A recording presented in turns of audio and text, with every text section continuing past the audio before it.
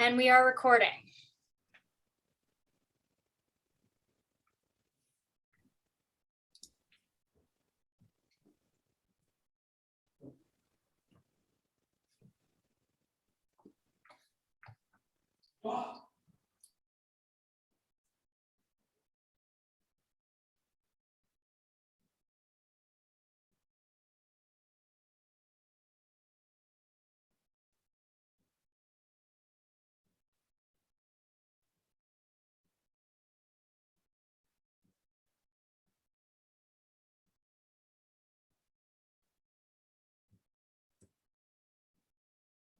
Thank you, everyone, and welcome to the first of our October to December 2021 workshop series, which may be in fall or spring, depending on where you're joining us from.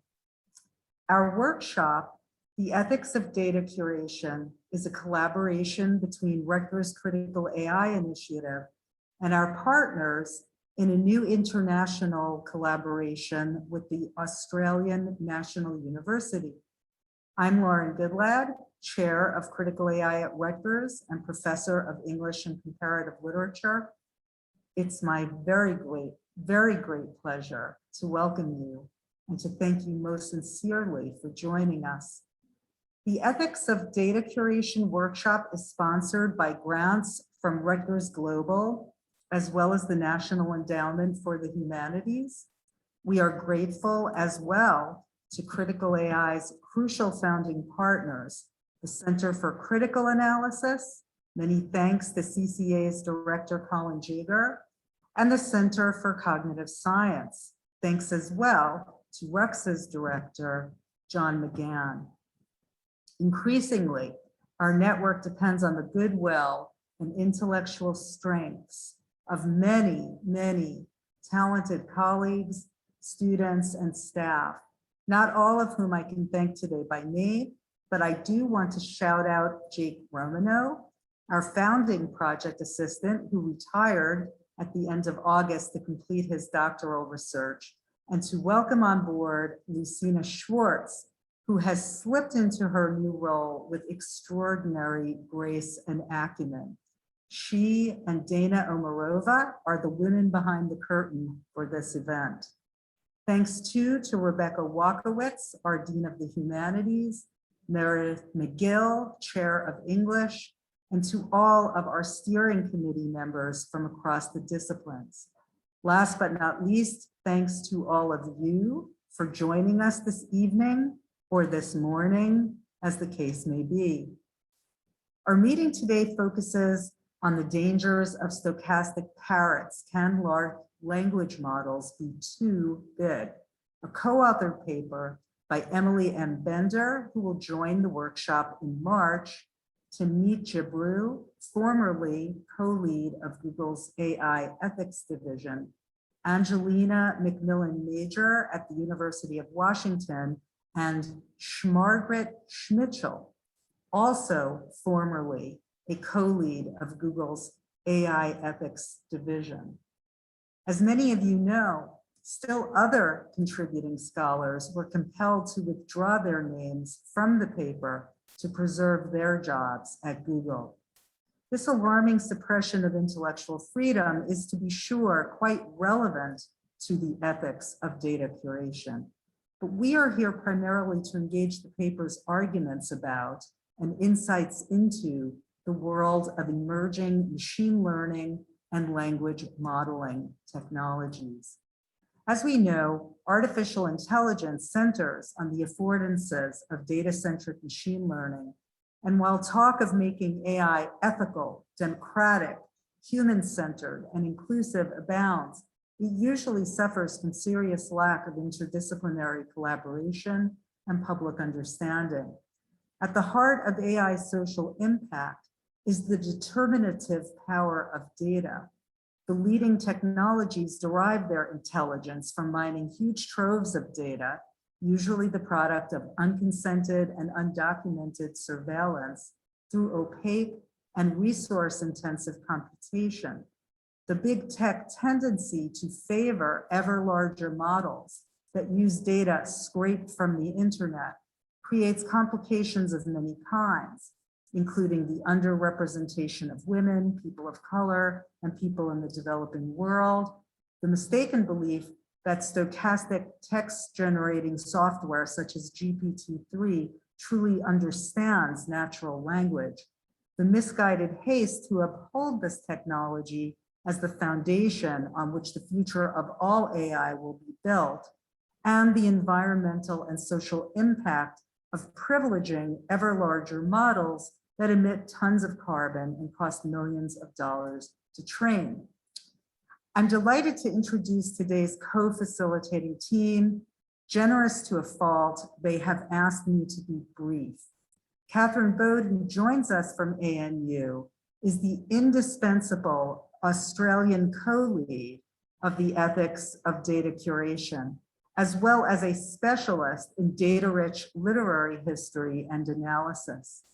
The author of books including A World of Fiction, Digital Collections, and the Future of Literary History, 2018, and important articles such as The Equivalence of Close and Distant Reading from Modern Language Quarterly in 2017, Kat is currently the recipient of a 4-year Australian Research Council Future Fellowship for Reading at the Interface, a project that builds on digital evidence to demonstrate the production of meaning in interactions between texts, contexts, and readers. Another pillar of the project is an interactive digital platform that will connect scholarly work in literary studies to public discussion of literature. As some of you may guess, it's not that easy to create a productive intellectual space for collaboration between humanists and technologists, and it would be impossible without the support of committed colleagues in computer science. Critical AI from the start has been fortunate to count on commitment from the very best of sources. Matthew Stone, who is chair of computer science at Rutgers. In his own eloquent words, Matthew's research in natural language generation, computational semantics, knowledge representation, and conversational agents combines technical contributions with efforts that aim to create new communities, to contribute intuitive ideas and challenging demonstrations to public debate. I'm so grateful both to Kath and Matthew for devoting their valuable time to that end, and I'm looking forward, as I'm sure you are as well, to those challenging demonstrations right now. A reminder that tonight's event begins with this webinar, and after a very short Q&A with some pre-submitted questions, the rest of our discussion will take place via a new Zoom link, which we will share in the chat window toward the end of these presentations. There, you will be able to avail yourself of the hand raise functions and so forth, so that once called upon, you can participate directly. Or if you prefer, a moderator can read your question or your comment aloud for you. A reminder that both of these events are being recorded and archived. Thank you.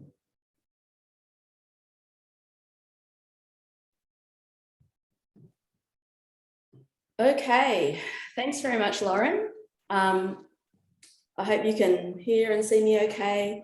Thanks for that introduction, and I'm really looking forward to the discussion after this webinar part of it. So in this sort of facilitation of discussion of this article today, what's going to happen is first I'm going to just introduce the main arguments quite briefly, then I'll hand over to Matthew, who's going to provide some history and context for the technical trend that this paper is dealing with, of the increasing growth in these large language models. And following that, I'm going to talk about a couple of ethical questions that the paper raises to do with pursuing technical development with these enormous risks, and on the relationship between language use and meaning. So, as some of you might know, this paper was first circulated in draft in late 2020 and then published in March 2021. And it's been really widely discussed since then. And in part, that's because it's grappling with a major technological and ethical challenge of our era in an informed and principled way. And in part, it's because of the publicity generated by the response of Google to the paper. So in terms of the argument, in a nutshell, it's that language models are getting bigger and that the risks they bring scale with their size. So given these risks, we need to make decisions about how we move forward. So it presents this argument in terms of a series of risks and a series of recommendations. And I've listed both here, and what I'll do is say a little bit about the risks before briefly overviewing the main recommendations and then handing over to Matthew. So the first set of risks discussed are environmental and financial, and the authors consider the relationship between the scale of these models and the financial and environmental costs of training and fine-tuning them. The second set of risks relate to the training data and its documentation. So the authors note difficulties in understanding the composition of training data used given its scale. And they argue that as these language models grow, we run a risk of what they call documentation debt. So that's a situation where the data sets are both undocumented and they're too large to document post hoc. So they make a number of points about the nature and size of the training data used in large language models, including that size doesn't guarantee diversity, that using static data sets doesn't capture developments in language and social views, and that moving from identifying biases to verifying the safety of these models is a really big challenge. And it's not purely or even primarily a technical challenge, but a social and political one. A third set of risks have to do with opportunity costs. And they note that the research time and effort that's invested in large language models detracts from the effort and time that could be spent building technologies that can be trained with smaller data sets and that can be made available for a broader selection of languages as a result. So on opportunity costs, they question whether the perceived benefits of these models has also been overblown. So they suggest that their performance achievements might be tied to a human bias to impute coherence in text. And this is where the reference in their title to stochastic parrots comes in, that these language models, and I'll quote this, that a language model is a system for haphazardly stitching together sequences of linguistic forms it is observed in the vast training data, according to probabilistic information about how they combine, but without any reference to meaning, a stochastic parrot. And I'll return to this question of meaning, meaningfulness, meaninglessness in terms of the ethical questions that this paper raises after Matthew's presentation.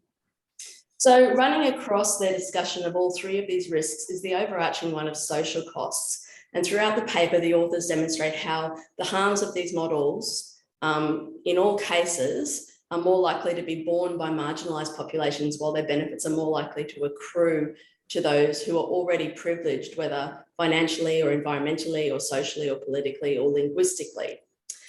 And after outlining these risks, the authors make these recommendations, and in the broad, they argue that future development of large language models should foreground and seek to mitigate the risks they cause in their design, development, and implementation, or the risks they could potentially cause. And they offer a range of recommendations for doing so, including budgeting for data curation and documentation of testing data. And in this case, they mean using only data sets as large as can be sufficiently documented. And this is my favorite part of the paper, obviously, well, not obviously to you, but obviously to me, in that I'm really, I think my research is mainly focused on documenting data sets. So they also argue that this research into large language models should privilege the needs of marginalised populations, including engaging with these communities early in the design process, and that the focus should be on understanding how machines are achieving the tasks in question, rather than just on increasing benchmark achievements and leaderboard positions. So beyond these steps to improve large language models, the authors also recommend redirecting research energies and time to developing different technological systems that do not rely on such large data sets, that have benefits in terms of interpretability and for use of languages other than the main ones where there are these large textual data sets that can be scraped. And that question of whether we should continue is the other ethical question I'll come back to. But now I'll just hand over to Matthew, who's going to talk about the history and context of these technical developments. Thanks, Kath. Let me start sharing my screen.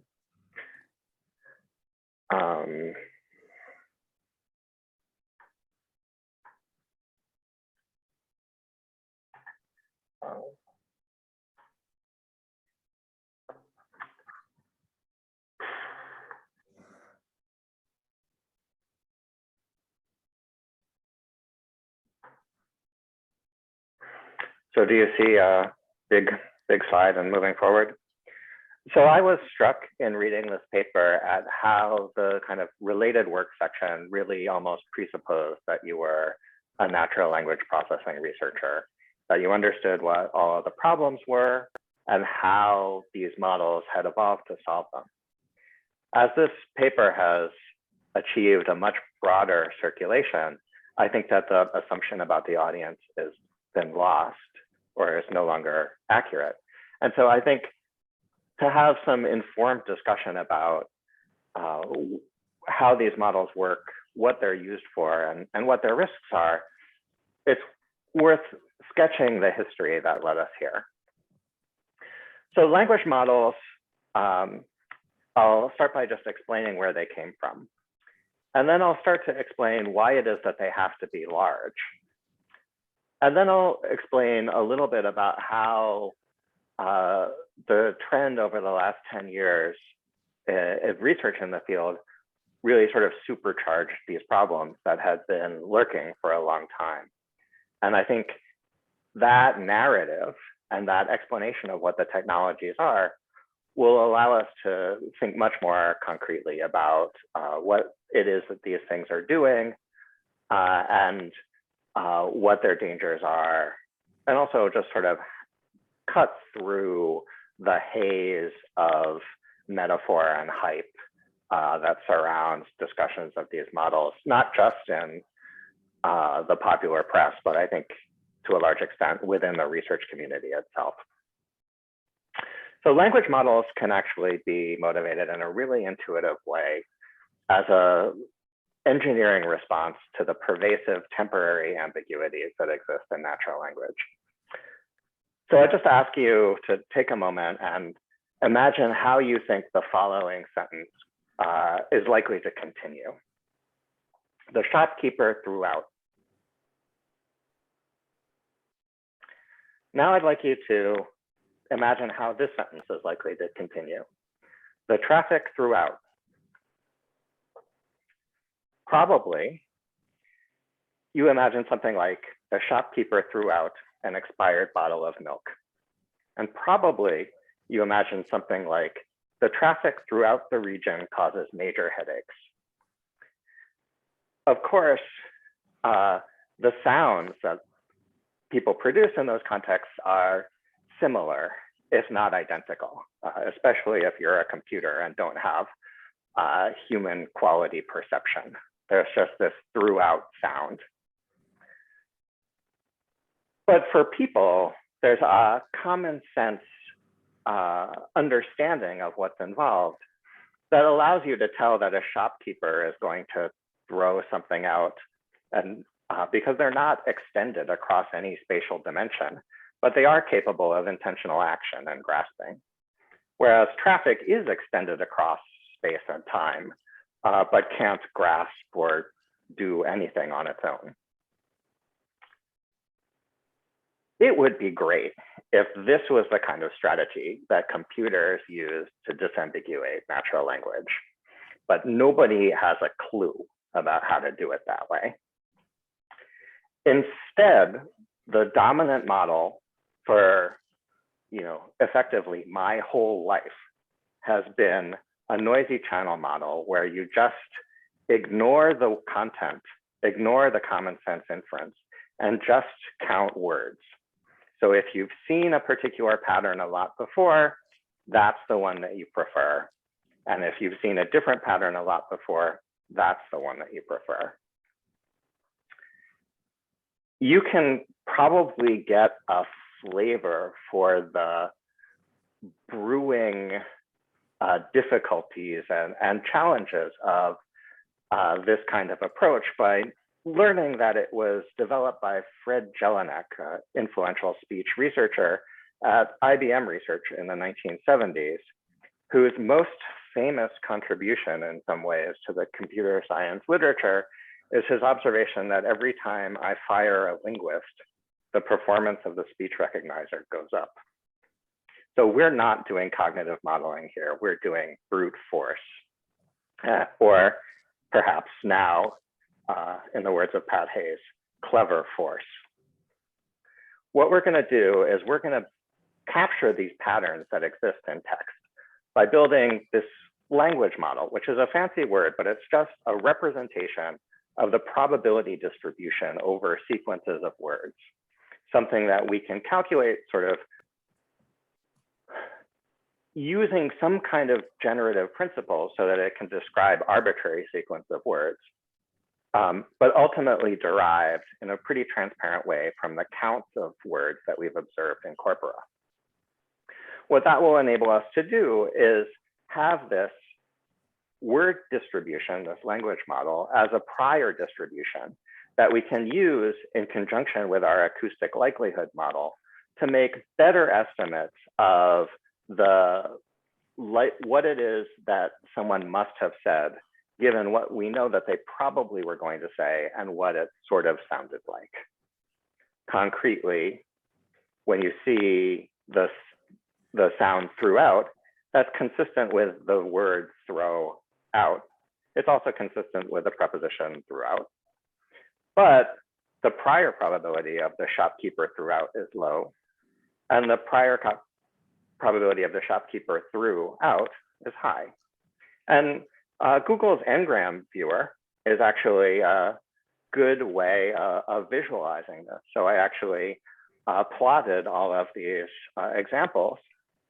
And in 1972, you can see that shopkeeper through was quite probable, traffic throughout was even more probable, and the others are less probable. So that's how it is that a language model is going to disambiguate these kinds of examples.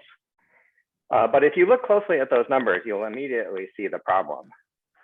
These numbers are astronomically tiny. So when you look at counts, Google is telling you that shopkeeper through, that's a reasonable thing to happen. But in a large corpus of text, you see it about once in every 100 million words. But by comparison, you see shopkeeper throughout the preposition about once in every billion words.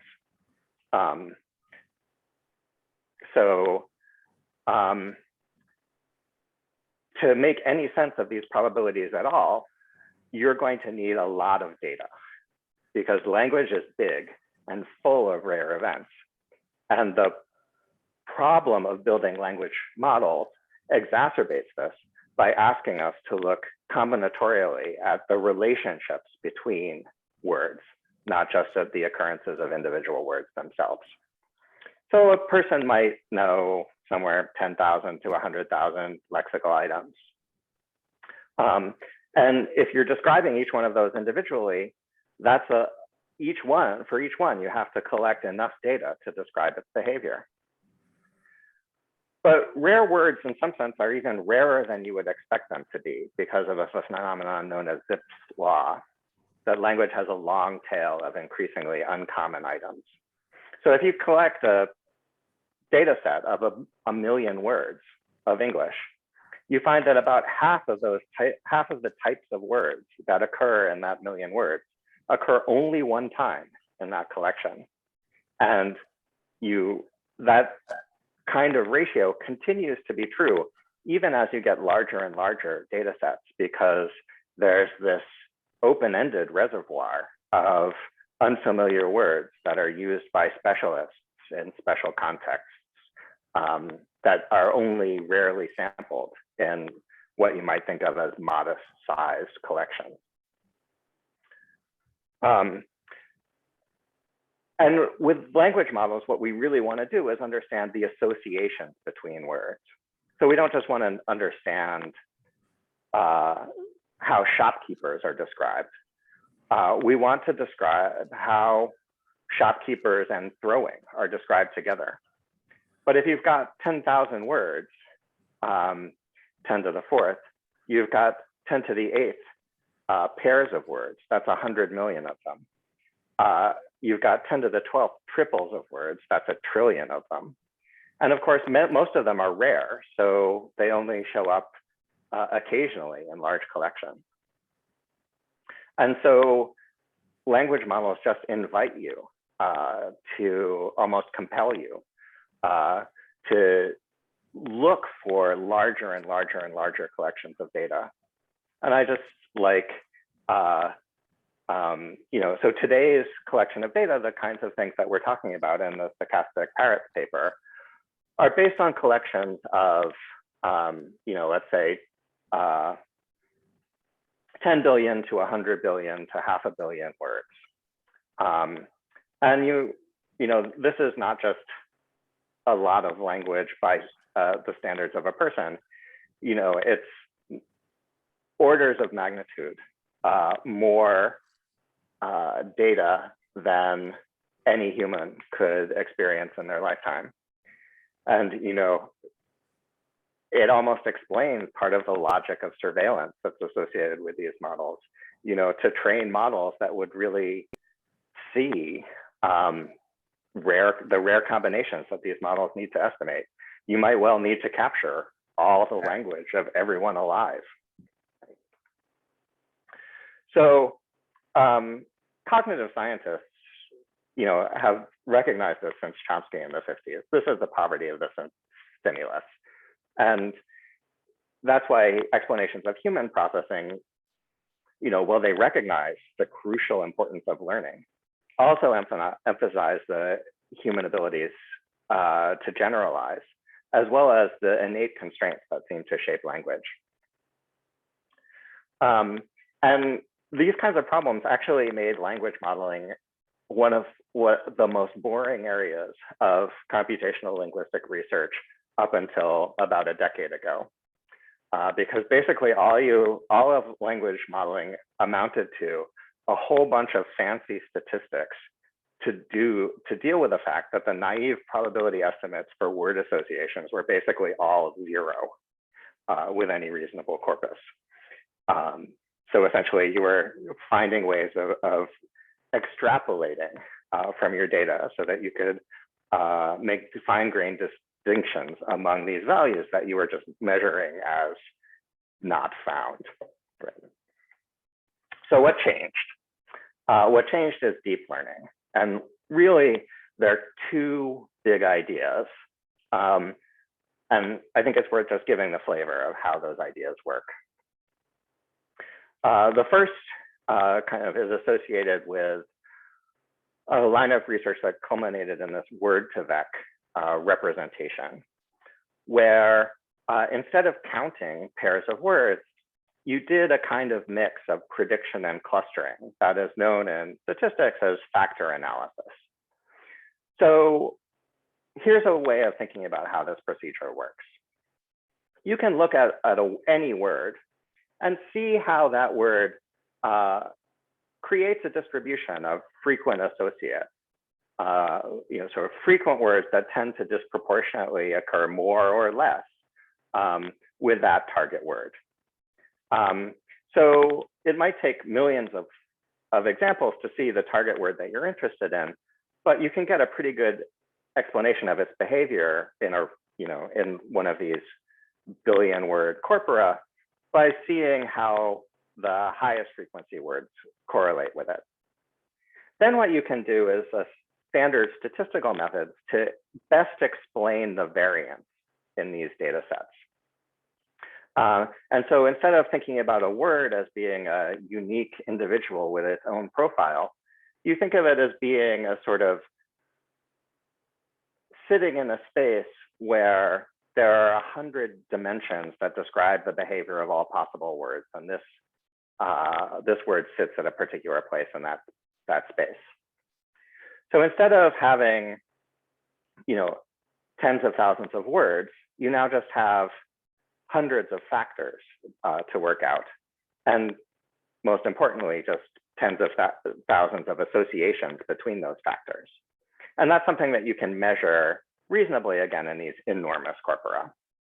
And so on the basis of this kind of logic, Word2Vec creates these word representations in these 100-dimensional spaces that summarize the behavior of words and enables you to get generalizations about the fine-grained behavior of rare words in interactions with one another. That was the first triumph. The second really cool idea is associated with transformers, a particular deep learning architecture that's often associated with Google's BERT system. And what this contributed was the ability to not just look at the associations between pairs of words, but to look at the associations that all words in a context make to the choice of a word nearby. And the key idea is that the factors are composed using attention, which is just a way of essentially averaging together these factors from different words. So in this example, the shopkeeper yesterday threw out, you get the same intuition that hopefully that this is a garbage disposal description, despite the fact that the word yesterday intervenes. Similarly, the traffic yesterday throughout is again a beginning of a description of the spatial extent of the traffic, despite the intervention of the word yesterday. Note though that yesterday does constrain the distribution. You can say, the shopkeeper always throws out the trash on Tuesday. He always throws out the trash. But you can't say the shopkeeper yesterday throws out the trash. It's a mismatch. So yesterday is going to be constraining the words that appear following it in some degree. The shopkeeper is constraining the words that follow yesterday to some degree. And the context that weights the context of those words together can be implicitly clustered to tell you how to take the contributions of yesterday, how to take the contributions of shopkeeper and kind of blur them together to get a really precise estimate of what words are likely to occur in that next position. And that's the logic behind the success of BERT. And BERT is a sort of beginning of this large deep learning language model paradigm. Now, it turned out that this is really great for disambiguating spoken recognition, aligning the sound stream with plausible text. But it also turns out to be useful for lots and lots of other kinds of predictions that you wouldn't necessarily expect. And I want to give you an intuition behind that. So BERT is able to carry the influence of words across a window that's 500 words wide. It sort of threads together information from a whole document to make a prediction. And so in sentiment analysis, you're looking to tell whether a document like a review expresses a positive or negative appraisal. Well, you can kind of put a blank and a little sentence at the end of the review. Blah, blah, blah is the review. In summary, this product is blank.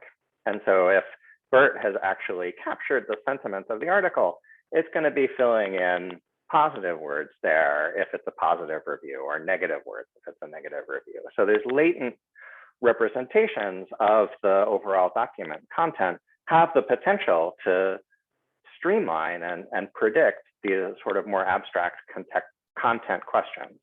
And similarly, if the summary gets at what events or information are described in the text. You can ask BERT to fill in the blank and hope that it will kind of repeat the highlights from the article. And similarly, if you just want to kind of extrapolate on a theme, and this is the way that the GPT-3 language model is often used, you can prime it with some content and then see what some of the high probability texts are that follow.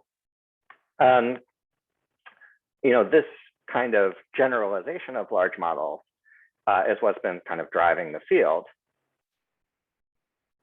And it's also in some ways an intuition that helps to explain the kind of dangers that Bender and her colleagues point out with a paper. So consider that, for example, with BERT, the completions of the traffic throughout. We started out just wanting to know that this would probably continue with a noun phrase that describes a region in space or time. Right?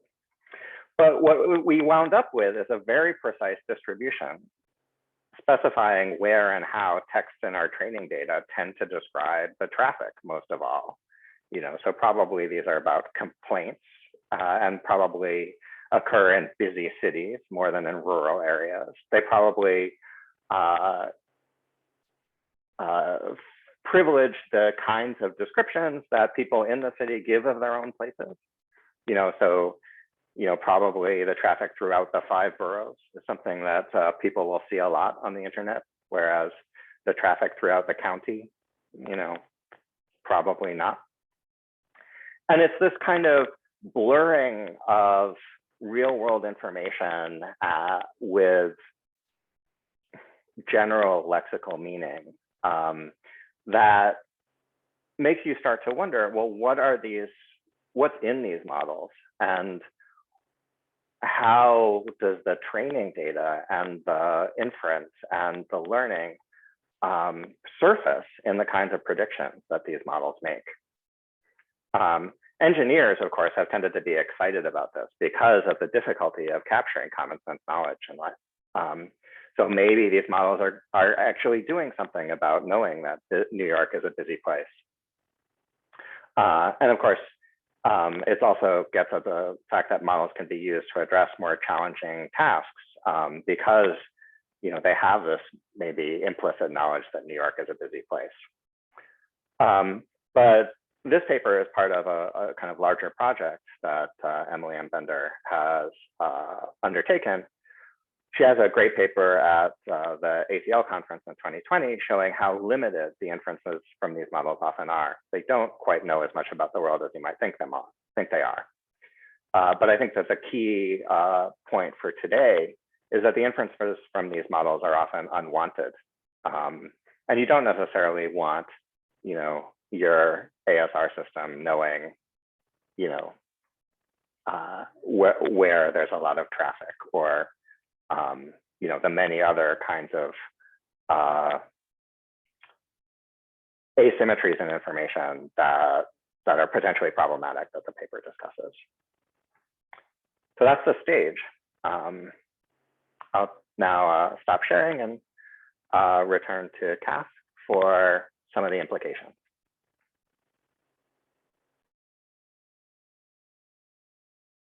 Great, thanks very much, Matthew.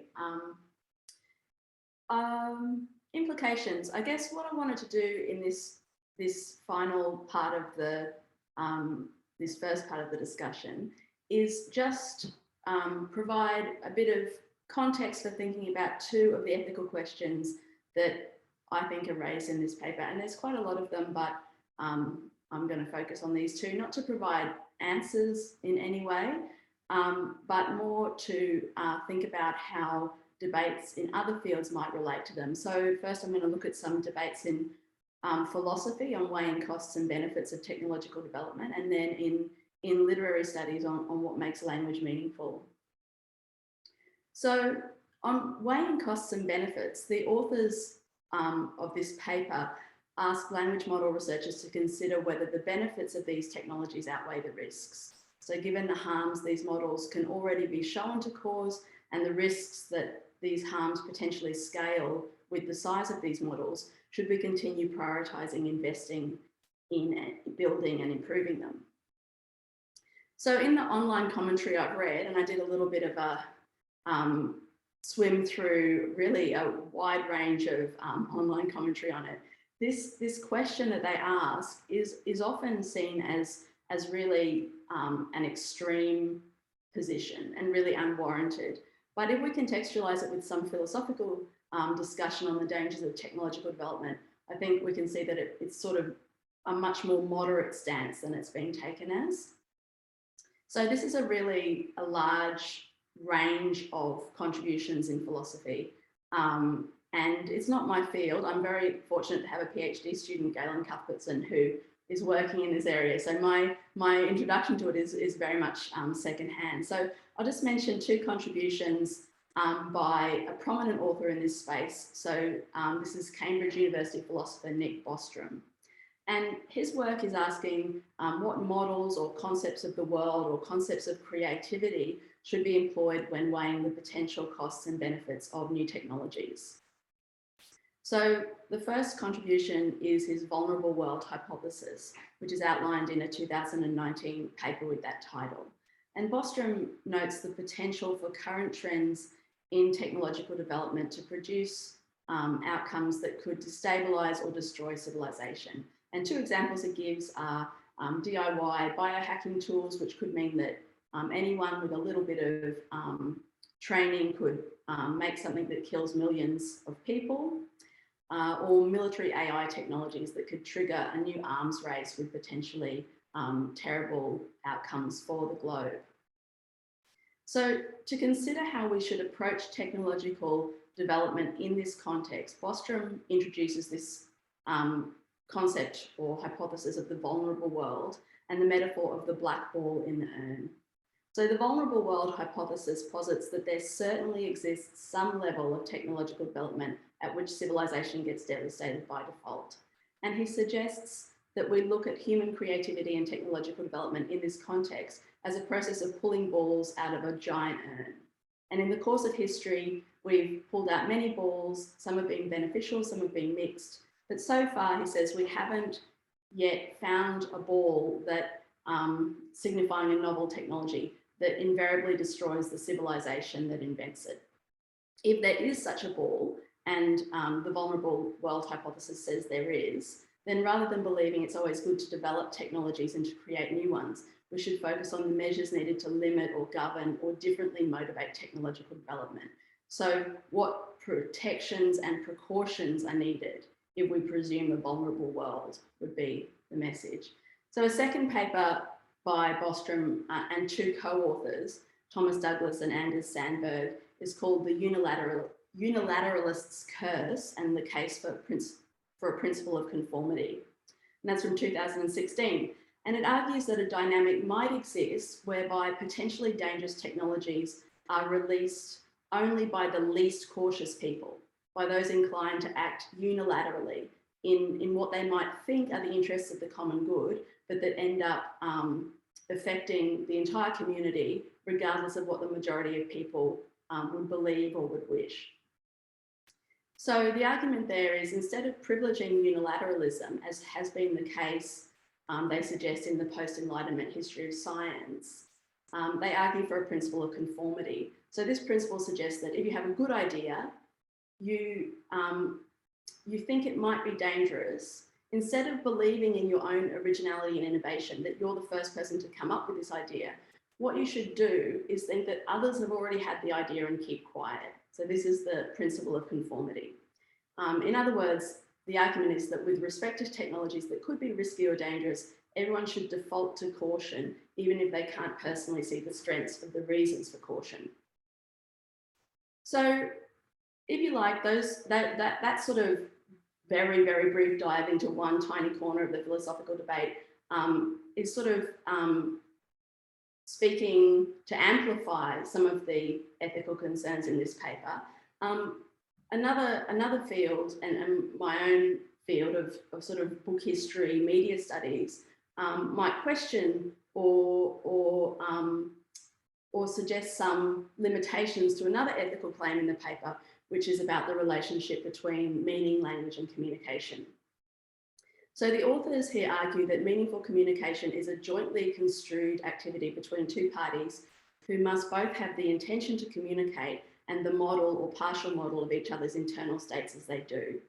If one side of the communication does not have meaning, and that's a quote there, and they say this is the case with language models because they lack intention or a theory of mind or a situation from which to speak, then the perceived meaningfulness of its output, its generated text, can only be illusory. In this context, the increased fluency of language models is seen not as a move towards achieving meaning, but as exacerbating the problem of meaninglessness by making it less likely to be recognised. The authors describe a number of dangers that can come from people mistaking meaningless synthetic language for meaningful human language. And these include social and psychological harms from communications that manifest hegemonic worldviews, as well as harms caused by deliberate misuse of large language models. And these might range from submitting automatically written term papers as your own or recruiting people to extremist groups.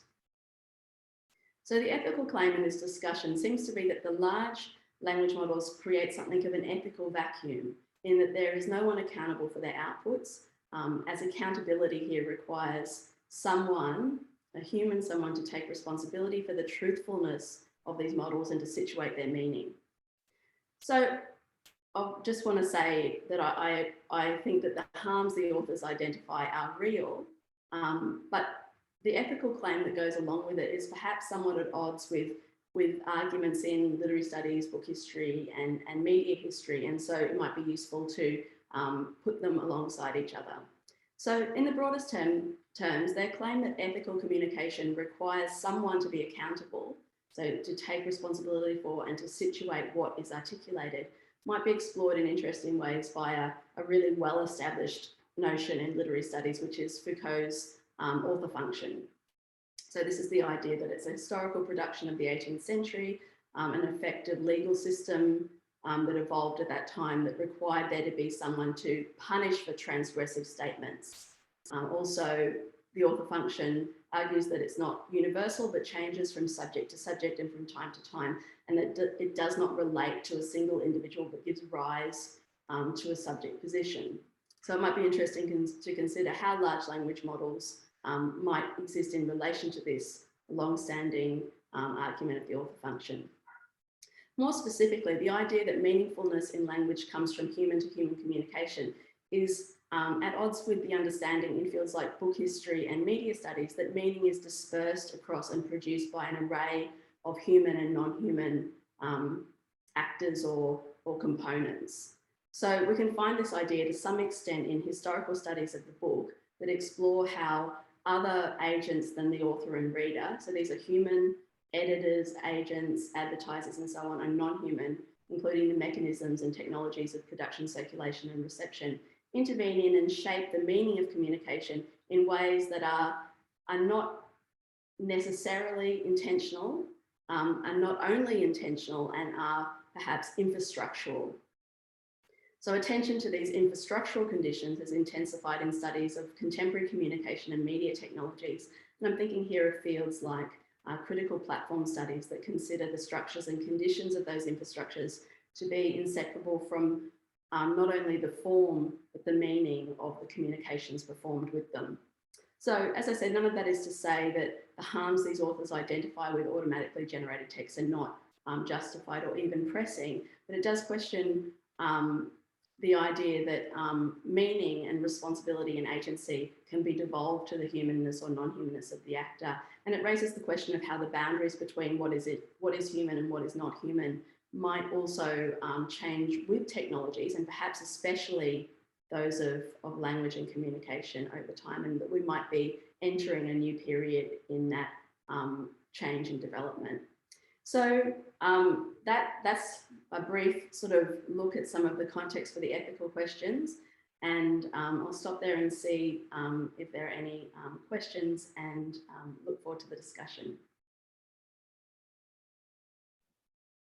So just a reminder to the audience that the bulk of the questions are going to be posed and discussed afterwards, but we do have a couple of questions.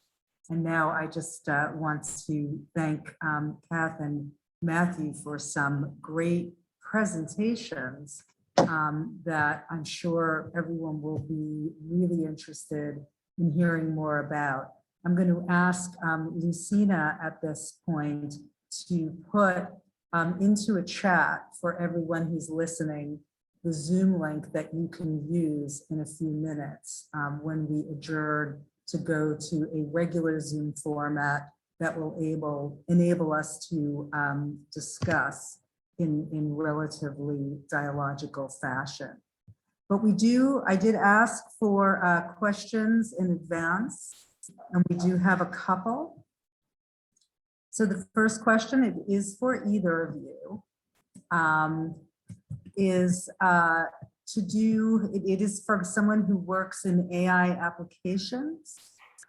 The question is, would you agree that many engineers, others working in the field, believe or imply that there is some general knowledge in these models?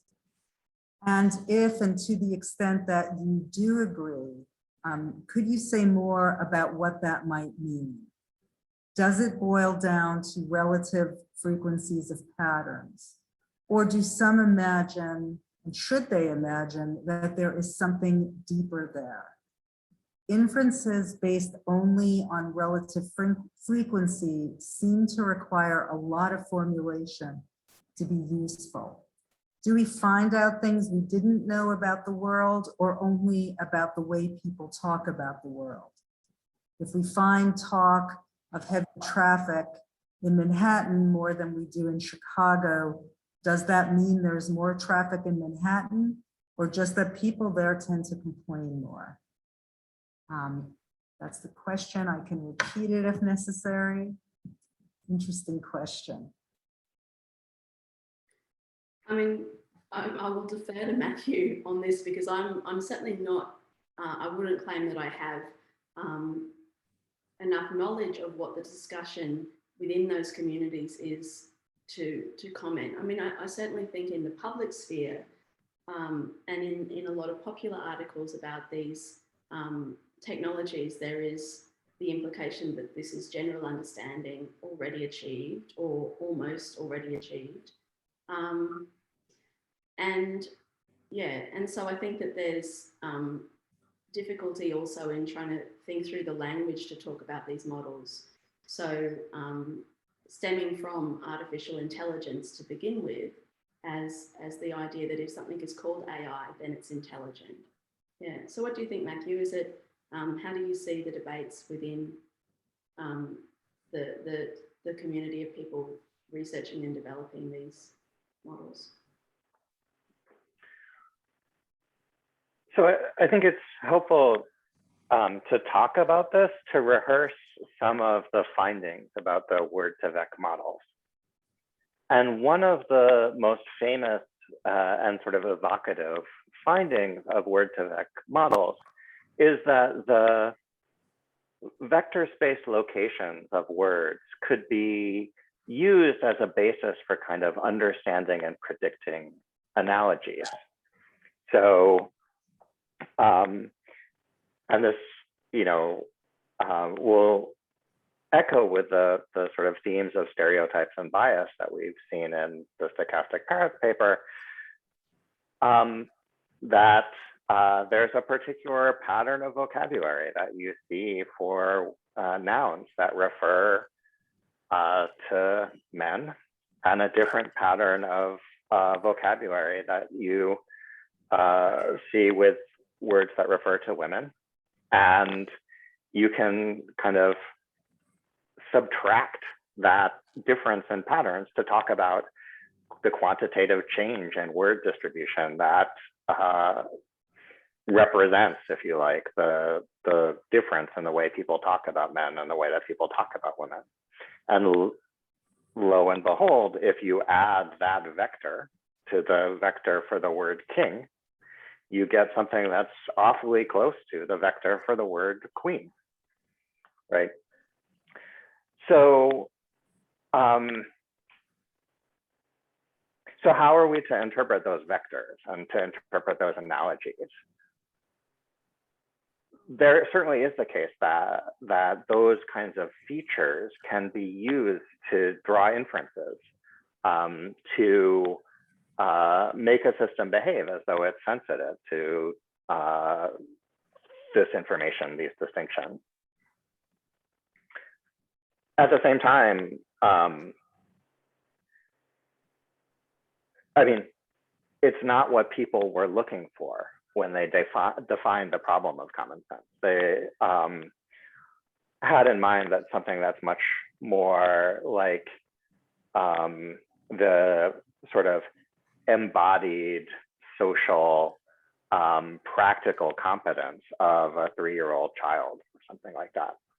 And what this is completely alien to that.